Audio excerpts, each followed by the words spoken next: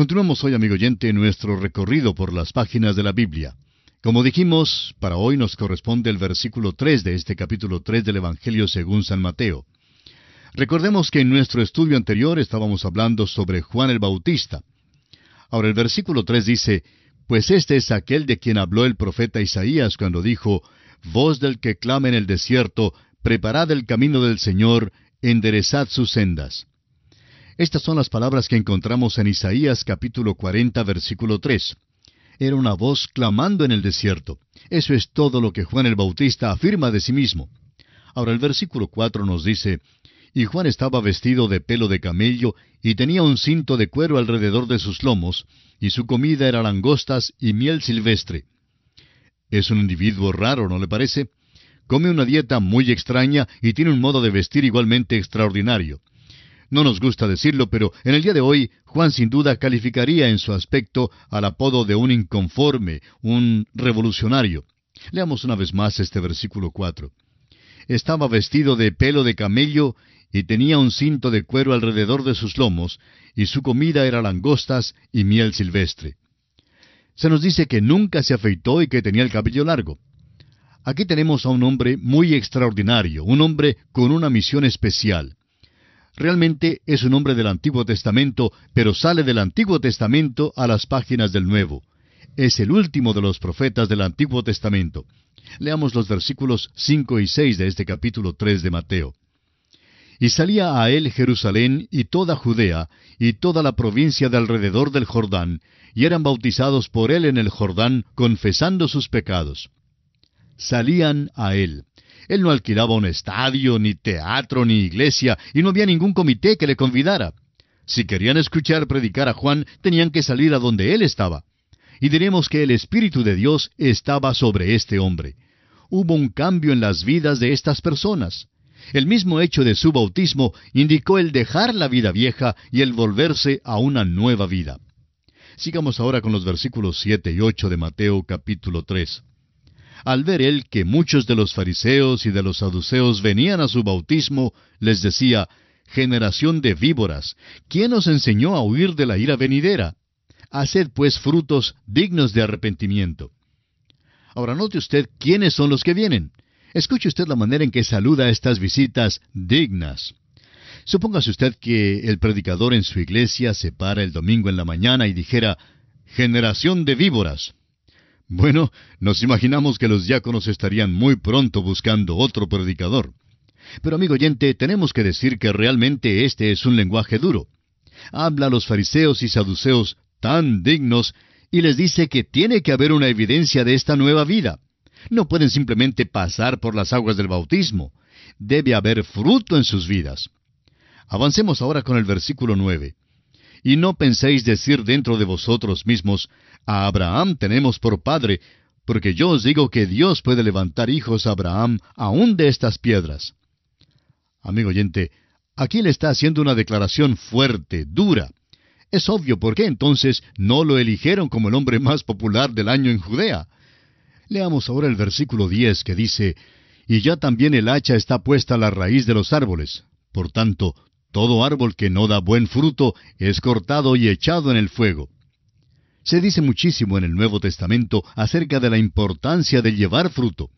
El llevar fruto es el resultado de tener el tipo de raíz que se necesita.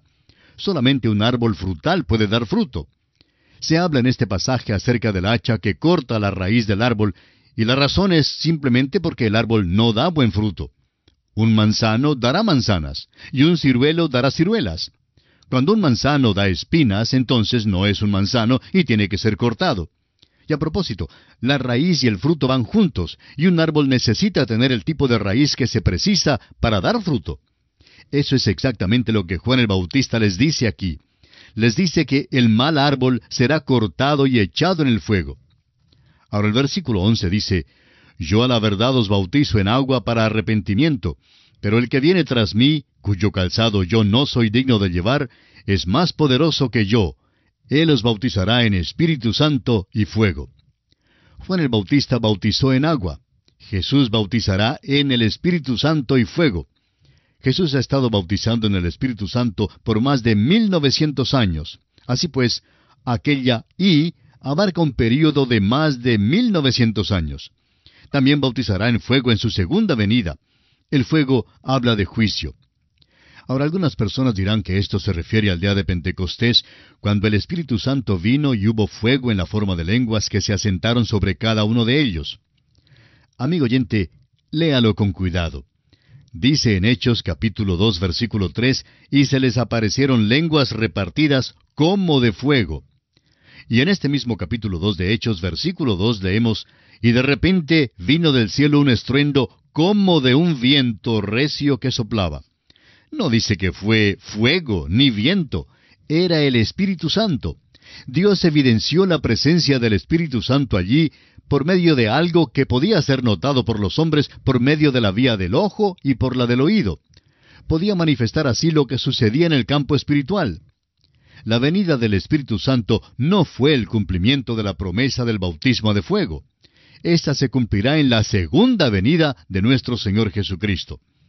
Usted y yo vivimos en la edad del Espíritu Santo hoy en día. El Espíritu Santo viene sobre cada creyente en el Señor Jesucristo. No solo unos pocos, sino todo creyente en el Señor Jesucristo es identificado como parte del cuerpo de Cristo. El hecho de que cada creyente es parte del cuerpo de Cristo es una de las grandes verdades de la palabra de Dios. Juan continúa ahora en el versículo 12 diciendo, «Su aventador está en su mano, y limpiará su era, y recogerá su trigo en el granero, y quemará la paja en fuego que nunca se apagará». Luego en los versículos 13 al 15 encontramos el bautismo de Jesús. Dice así, «Entonces Jesús vino de Galilea a Juan, al Jordán, para ser bautizado por él. Mas Juan se le oponía diciendo, «Yo necesito ser bautizado por ti, ¿y tú vienes a mí?» Pero Jesús le respondió, «Deja ahora, porque así conviene que cumplamos toda justicia». Entonces le dejó. Llegamos ahora a un incidente notable en la vida de nuestro Señor Jesucristo. Naturalmente preguntamos por qué Jesús fue bautizado y vamos a dar algunas respuestas a esta pregunta. La razón principal se declara aquí mismo, porque así conviene que cumplamos toda justicia. Jesús se identifica completamente con el género humano pecaminoso. Fue contado con los pecadores, nos dice Isaías en el capítulo 53 de su profecía, versículo 12. Aquí tenemos a un rey que baja y se identifica con sus súbditos. Creemos pues que es claro que una de las razones para el bautismo del Señor Jesús era el identificarse con nosotros. Su bautismo también lo identificó con la muerte. Jesús no fue bautizado para darnos un ejemplo ni modelo. Cristo era santo, no necesitaba el arrepentimiento. Él es santo, inocente, sin mancha y apartado de los pecadores. Sin embargo, se identificó con la humanidad, con toda la raza del género humano, para que por la gracia de Dios gustase la muerte por todos. Jesús estaba refiriéndose a la muerte que habría de morir cuando dijo a Santiago y a Juan en el capítulo 20 de Mateo, versículo 22, «¿Podéis beber del vaso que yo he de beber y ser bautizados con el bautismo con que yo soy bautizado?» Su muerte fue un bautismo, y entró en esa muerte por usted y por mí, amigo oyente. Su bautismo lo apartó para su oficio de sacerdote, porque el Espíritu Santo vino sobre él para este ministerio. Todo lo que hizo, lo hizo por el poder del Espíritu Santo. El apóstol Pablo en su segunda carta a los Corintios, capítulo 5, versículo 21, nos dice, «Al que no conoció pecado, por nosotros lo hizo pecado». Y no hay pecado en él, como lo dice el apóstol Juan en su primera carta, capítulo 3, versículo 5. Pero nuestro pecado fue puesto sobre él. Y es de suma importancia que veamos esto. Ahora, así como Jesús por su bautismo se identificó con nosotros y con la muerte que nosotros merecíamos, y también se identificó con nuestro pecado, nosotros a la vez por nuestro bautismo nos identificamos con Cristo. Cuando el apóstol Pablo dice que somos salvos por nuestro bautismo, en su primera carta, capítulo 3, versículo 21, se refiere a nuestra identificación con Cristo. Somos bautizados en el Espíritu Santo a Cristo Jesús. Somos identificados con el Señor Jesucristo. Eso es lo que quiere decir ser salvo. Ciertamente creemos en el bautismo en el agua, para el que ya es creyente en Cristo Jesús. Así es como declaramos públicamente que hemos sido identificados con Cristo. Después que aceptamos a Cristo como nuestro Salvador personal, el bautismo es un deber, amigo oyente. Este tema del bautismo tenemos que sacarlo del plano del argumento y la discusión y elevarlo al nivel alto donde debe estar. La Biblia nos ordena ser bautizados para testificar que nos hemos declarado a favor de Cristo. Somos identificados con Él. Ahora, los versículos 16 y 17, los versículos finales de este capítulo 3 de Mateo, dicen: Y Jesús, después que fue bautizado, subió luego del agua. Y he aquí los cielos le fueron abiertos, y vio al Espíritu de Dios que descendía como paloma, y venía sobre él. Y hubo una voz de los cielos que decía: Este es mi Hijo amado, en quien tengo complacencia. Tenemos aquí una manifestación de la Trinidad. El Señor Jesús sube del agua. El Espíritu de Dios desciende sobre él como paloma. El Padre habla desde el cielo. Jesús es el Hijo amado en quien el Padre tiene complacencia. Acaba de identificarse con su pueblo al ser bautizado. ¡Qué rey tenemos aquí! Y así concluye la consideración que estamos haciendo del capítulo 3 del Evangelio según San Mateo. Ahora, en el capítulo 4, encontramos tres aspectos sobresalientes. Encontraremos la tentación de Jesús en el desierto, el principio de su ministerio público en Capernaum y el llamamiento de 4 de sus discípulos junto al mar de Galilea. Vamos a seguir el movimiento del libro de Mateo. Jesús bajó para ser nacido entre nosotros y de esa manera ser identificado con nosotros. Crecía como cualquier otro niño, exceptuando que era inocente y sin pecado. Ahora, en su bautismo ha sido identificado con nosotros. Podríamos decir que se ha vestido con nuestro pecado. Ahora, en nuestro estudio de este capítulo, veremos que será tentado y probado, porque hay algunos interrogantes que tienen que ser contestados. ¿Puede resistir una tentación el rey? ¿Y puede vencer? La palabra tentar tiene un significado doble. Primero, incitar o tentar a la maldad, seducir. Hay algo en cada uno de nosotros que nos hace ceder a la maldad. Esto no era verdad en cuanto a Jesús. Viene el príncipe de este mundo y él nada tiene en mí, dijo en Juan 14:30. Era santo, inocente, sin mancha, apartado de los pecadores. Así lo presenta el escritor a los Hebreos en el capítulo 7 de su carta, versículo 26. Por tanto, la tentación de Jesús tuvo que ser diferente a la que me causaría a mí caer, porque tenía que ser una tentación mucho más grande. Usted y yo, amigo oyente, caemos tan fácilmente. En segundo lugar, o el segundo significado de la palabra tentar, es prueba. Dios no puede ser tentado por el mal, ni Él tienta a nadie, según lo expresa Santiago, capítulo 1, versículo 13. Sin embargo, la Biblia dice que probó Dios a Abraham, y así lo vemos en Génesis 22:1. Esto quiere decir que Dios probó realmente la fe de Abraham. Jesús ahora debe ser tentado. ¿Pudo haber caído Jesús? La respuesta es enfáticamente no. No pudo haber caído. Si Jesús hubiera caído, entonces usted y yo no podríamos tener un seguro Salvador de ninguna manera. Entonces, si no pudiera haber caído, ¿fue legítima y genuina su tentación? Bueno, tenemos que decir que su tentación fue mucho más grande que cualquier tentación que usted y yo jamás hayamos experimentado. Cuando se fabrica un nuevo modelo de automóvil, ya sea un Chevrolet, o Ford, o Dodge, es probado minuciosamente. Ahora, en cuanto a las piedras preciosas, cada diamante genuino es probado para demostrar que no es falso. El Señor Jesucristo fue probado para demostrar que Él es exactamente lo que dijo que era. El autor de estos estudios bíblicos, el Dr. J. Vernon McGee, contaba que cuando era un niño vivía en el occidente del estado de Texas, en los Estados Unidos. El ferrocarril Santa Fe pasaba por su pueblito, pero nunca paraba allí. Cerca de ese pueblito había una confluencia fluvial, y la compañía Santa Fe tenía un puente que cruzaba esa corriente. En el verano solo había allí suficiente agua en el río como para uno apenas mojarse los pies. En el invierno, sin embargo, podía flotar allí un acorazado.